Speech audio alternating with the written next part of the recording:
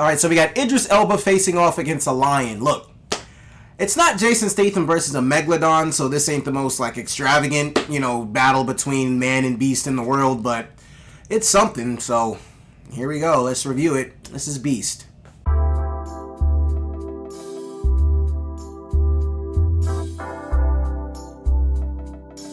Hey guys, it's your guy in the chair here, and this is my review for Beast, directed by Balshazar Cormaker, and stars Idris Elba, Sharlto Copley, Leah Jeffries, and Ayanna Haley. And our story is very, very simple here, guys. Look, Idris Elba is taking his two daughters on this West African or African tour to see the jungle and the roots, and basically where their mother came from. Their mother had just passed away. They're asking their uncle, Sharlto Copley, to go ahead and give them a tour of the whole, the Pride Lands and things like that. While they're out there taking a tour, or a safari, as, the wildlife people would say. As they're out on their safari, they get stuck and they see this beast or a lion of some sort, and essentially they get stuck out there, and now they have to find a way to escape from this animal, and it's going to end up being, Idris Elba versus this lion, and it's not really much else to the movie, man. And I'm not upset because, like, it doesn't present itself to be anything more than that. It could have tried to be more than that, but really it just wanted to be a very simple man versus beast movie. And I can't fault it for that. So let's get into the good stuff. Okay, so Idris Elba is very good in the movie. I mean, essentially, Idris Elba's rarely ever bad in a movie. Like, there's not really a movie where Idris Elba's in it and he's either, upsetting me or I'm disappointed by his performance. Idris Elba does a very good job in this film. The daughters, I thought, they add a good element to the film as well. Of course, they are his daughters, so there's a whole story thing going on with their mother and things like that. And I thought for their characters and for us to at least have some sort of appreciation for their characters, the storyline dealing with their mother and things like that, I felt added a certain element that, we kind of needed to be relatable to this family, or at least, giving us a chance to have some sort of connection with these characters, because other than that, like there's only 4 characters in this movie. There's, it's Idris Elba, his 2 daughters, and their uncle, the safari guide, and other than that, it's just a bunch of extras who are getting killed off by this lion. And, guys, the movie's entertaining. It's not a bad movie at all, and I really hope you don't take, the way I'm explaining it in that sense, like I didn't enjoy it. I'll say this, it's enjoyable, it's entertaining, it's not boring. It just doesn't have, a wow factor. It doesn't raise the bar in any sort of way. If you've seen a man versus beast type movie before, like I said, this isn't Jason Statham versus a megalodon. This ain't Deep Blue Sea, those are mainly shark movies. But if you've ever seen a movie where a man faces off against some sort of beast, or literally Prey came out a few weeks ago, that's Man versus Predator. And if you've seen a movie of that sort of genre, you're going to know where this movie is headed. This movie is very predictable.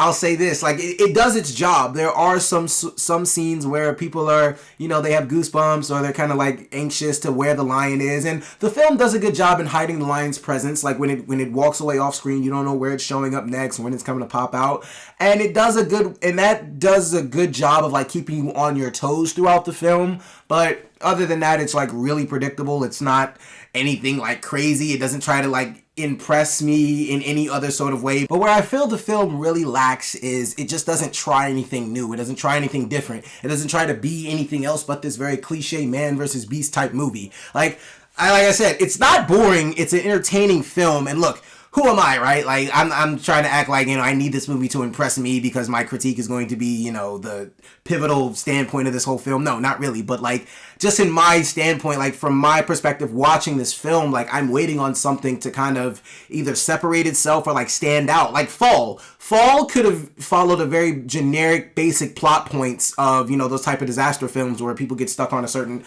high rise or something like that. It could have followed very basic elements, but then it added a twist. It did something different. It did something new. It felt refreshing. This movie does not feel refreshing at all. It feels like every other movie that you've seen. It feels like every other man versus beast movie. It's not a bad movie at all. Like I said, I didn't hate this movie at all. I just thought, it was very generic. It did what it was supposed to, and it didn't try to do anything new, which I feel like the movie kind of failed in those aspects. I feel like if the movie would have tried to do anything different, and honestly, I'll say this, the movie could have at least gave me a more unrealistic, battle between the lion and Idris Elba. Now, I know what you're saying. A man squaring up against a lion, period, is unrealistic. But, if we're going to go that route, give me an unforgettable fight. The showdown at the end between the lion and Idris Elba ain't even that memorable. Honestly, it's none of the movie's really memorable. It's really, just like you're gonna watch it, you're gonna remember everything that happened there. There's only like two key elements to remember, if that, and that's really them getting into the situation with the lion and them getting out. Other than that, there's not really much to remember here. There's not really much to reminisce on, really much to sit with here in this film. And it's really quick. Like, I can't fault the film for being quick at all. It knows it has nothing else to show us but this lion and Idris Elba showdown, and it just gets it right out of the way. Like, you're in and out of the theater fast. It's insanely quick movie. So I can't fault it for that at all. So overall, guys, look, Beast is a pretty much clear-cut, play-by-play, very generic man versus beast film that essentially, if you find those films entertaining, look, like I said, this movie isn't bad. Like, I know, like, watching this movie, I never, like, said to myself, like, I'm not enjoying this, or I never felt bored in a sense, but like, I knew where everything was going. Like I said, the movie's pretty predictable. It just, doesn't try to separate itself or do anything differently than these movies have done before, and you're really just going through the motions at this point, or yeah, you're really just sitting there waiting for this thing to end, or it's a plethora of emotions that you're gonna feel. I like I said, I don't really want to present this like I was bored out of my mind with this movie.